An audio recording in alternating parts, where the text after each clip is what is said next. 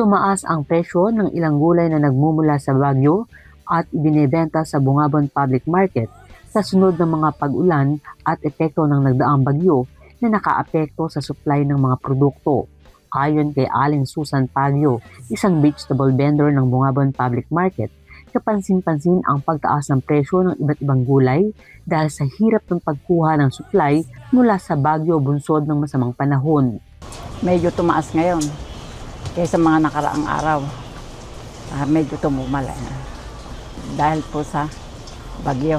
Sa kasalukuyan, umaabot na sa 100 pesos kada kilo ang patatas, 40 pesos kada kilo ang sayote, 50 pesos ang kada kilo ng repolyo, 70 pesos kada kilo ng carrots, 100 pesos kada kilo ang broccoli, 150 pesos ang kada kilo ng cauliflower, 300 pesos kada kilo ang sitsaro, 30 pesos kada pack ng young corn, 150 pesos naman ang kada kilo ng red bell pepper, 40 pesos kada kilo ang pechay Baguio at 100 pesos naman ang kada kilo ng celery.